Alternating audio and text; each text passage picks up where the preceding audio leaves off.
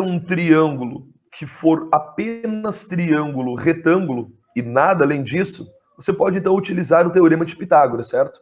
Se não houver nenhuma outra informação, apenas triângulo retângulo, você não sabe nada sobre os outros ângulos e não tem nenhuma outra informação dentro desse triângulo. Então, a única ferramenta que resta aí para você usar é teorema de Pitágoras, ok?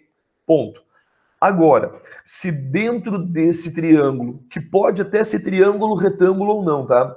Mas se dentro desse triângulo houver paralelismo entre lados, imagine dentro desse triângulo um dos lados paralelos a esse horizontal aqui, ó, a esse segmento AC, paralelo a ele lá dentro. Ou pode ser que o paralelismo seja na vertical, com o segmento BC, assim. Ou até mesmo o paralelismo com a própria hipotenusa, AB, assim. Ou se o teu triângulo retângulo tiver um segmento dentro dele de tal forma que forme outro ângulo reto, assim. Bom, meus amigos, em qualquer uma dessas situações, em paralelismo, seja com qual lado for, mas tendo lados paralelos, ou ainda, num triângulo retângulo, ter um ângulo reto dentro dele, bom, então assim, meu amigo, tu vai resolver a questão através de semelhança de triângulos. Nós temos aqui, quando são lados paralelos, esse ângulo e este ângulo são iguais. Eles são congruentes, né? A classificação deles é de correspondentes. Quando nós temos aquelas retas paralelas cortadas por uma transversal, esses ângulos acabam sendo correspondentes. E ângulos correspondentes são congruentes, né? Eles têm a mesma medida. É o que nós podemos confirmar se aqui é 90 graus, aqui também é 90 graus. Eles também são correspondentes. É a mesma medida. Bom, e aquele ângulo B lá em cima, ele é o mesmo ângulo para o triângulo grandão ABC, e é o mesmo ângulo para o triângulo pequenininho que foi criado dentro dele. Agora, quando os três ângulos são os mesmos, então nós temos aí dois triângulos que são semelhantes. Isso também vai acontecer nesse triângulo e inclusive nesse triângulo pequenininho aqui dentro. Então, geralmente, quando envolver lados paralelos, você usa semelhança de triângulos. Se for só um triângulo retângulo, é Pitágoras, ok? Agora, quando for um triângulo retângulo e, além disso, houver a informação de outro ângulo assinalado dentro dele, ou esse ou aquele outro ângulo. Bom, na verdade, se você souber um dos ângulos, você automaticamente tem também o valor do outro ângulo, certo? Já que aqui é 90 graus e os outros dois juntos também deve dar 90, né? Então, se você descobre um deles, o outro é o complemento dele. São ângulos complementares, né? Muito bem. Agora, quando for então triângulo retângulo e um dos ângulos conhecidos, ou não é nem conhecido, mas você tem a expressão dele como 2α, alfa mais 30, alfa menos sobre 2, enfim. Mas se mencionar um dos ângulos, então essa questão deve ser resolvida com o nosso brilhante SOHCAHTOA, que nada mais é do que a trigonometria do triângulo retângulo. E aí o SOHCAHTOA são as iniciais, né, para nós lembrarmos de que o SO é para relacionar o oposto e a hipotenusa. Quando o teu triângulo der alguma informação a respeito do cateto oposto e da hipotenusa, se os dois lados que você vai usar forem o oposto e a hipotenusa, então é o seno que você deve estar utilizando. Seno desse ângulo, né? Seno de alfa é a divisão entre o oposto e hipotenusa. Por isso as iniciais, o O e o H, né? Seno, S. Seno é o oposto sobre hipotenusa.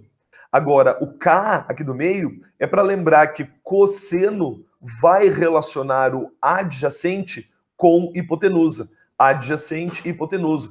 Pode ser que aqui no adjacente você tenha uma expressão do tipo 2x mais 7, Ou a hipotenusa é x sobre 2, ou é um número, um comprimento, né? 12, 15, não importa.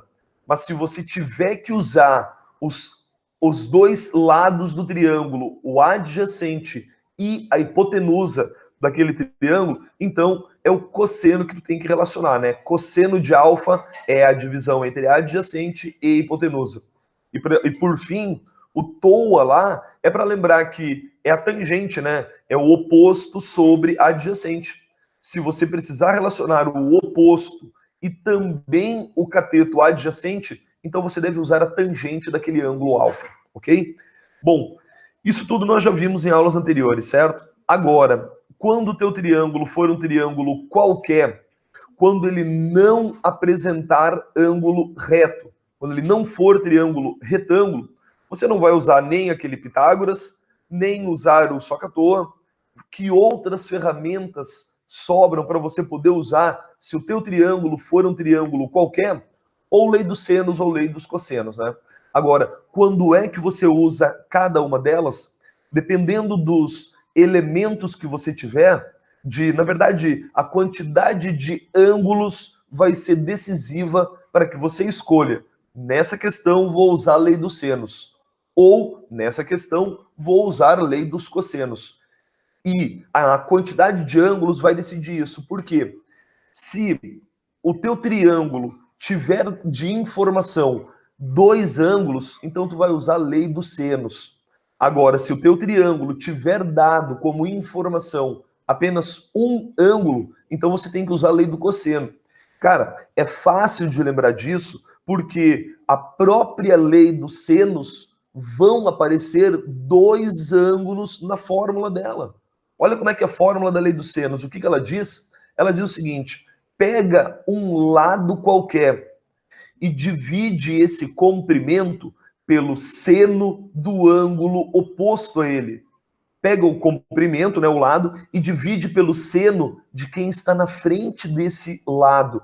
Então, A dividido pelo seno de A, né, que é o ângulo oposto a ele, essa divisão aqui vai dar um número, vai dar um resultado. E esse resultado é exatamente o mesmo se você agora considerar outro lado do triângulo. Vai dar o mesmo resultado essa divisão. Tá? Então, que outro lado que nós vamos usar? Bom, aí você poderia usar o lado B dividido pelo seno de B, de quem está na frente dele, usando essa equação aqui. Só que aí, essa equação seria se os lados, se os ângulos fornecidos fossem o A e o B. Se os ângulos fossem o B e o C, você usaria então essa igualdade. Enfim, a própria lei dos senos aparecem 2 ângulos na equação. Então, se o teu desenho te der 2 ângulos, você tem que usar a lei dos senos. E é claro que poderia ser que os dados no desenho fossem o ângulo A e o ângulo C. Aí você usaria essa igualdade aqui, essa equação, certo? Então, dependendo da quantidade de ângulos, tu escolhe lei do seno ou lei do cosseno. E veja, a própria lei do seno aparece em 2 ângulos. E tem mais, tá? Cada uma dessas divisões, lado dividido pelo seno de quem está na frente dele, cada um dessas divisões é exatamente o diâmetro da circunferência circunscrita ao triângulo. Como assim? O diâmetro é o dobro do raio, né? O diâmetro, então, o dobro do raio da circunferência que está por fora desse triângulo, a circunscrita a ele, ok? Então, a maneira de relacionar o raio dela é usando a lei dos senos. Se a questão te pedir o raio da circunscrita, diga que o diâmetro dela é o lado sobre seno do ângulo oposto. Essa fórmulazinha pode ser deduzida pela fórmula da área do triângulo, tá legal? Bom, meus amigos, muito bem. E se o teu desenho te der apenas um único ângulo, então você tem que usar a lei dos cossenos. E também é fácil de lembrar, pois a própria fórmula da lei do cosseno só aparece um único ângulo. Dá uma olhada nela ali, ó. No início é igual ao Pitágoras. Só que aí a lei do cosseno tem essa terminação aqui. menos 2 vezes os lados, que seriam os catetos, né?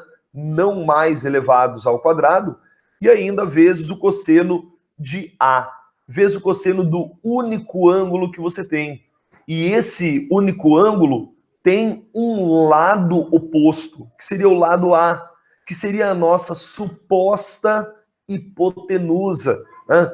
Inclusive, se eu estiver aplicando lei do cosseno no triângulo retângulo, ou seja, você teria aqui o ângulo de 90 graus, né? O ângulo A.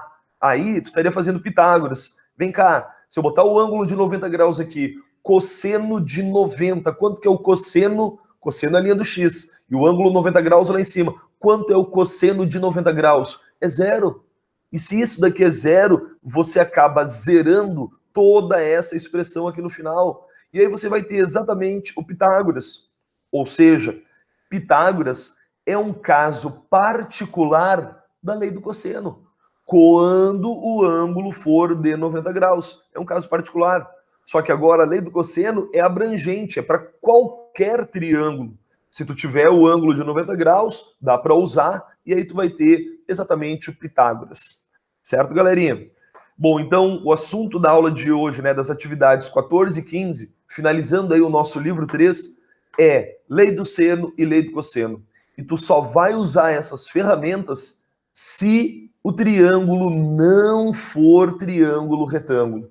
Por quê? Porque se ele for triângulo retângulo, tu tem outras ferramentas melhores para poder usar, que é o Pitágoras, que pode ser até mesmo uma semelhança, se tu tiver lados paralelos, né, como eu comentei, ou até mesmo o SOHCAHTOA, se tu tiver, além do ângulo de 90 graus, um outro ângulo do teu triângulo. Aí tu usa seno, cosseno ou tangente daquele ângulo, certo?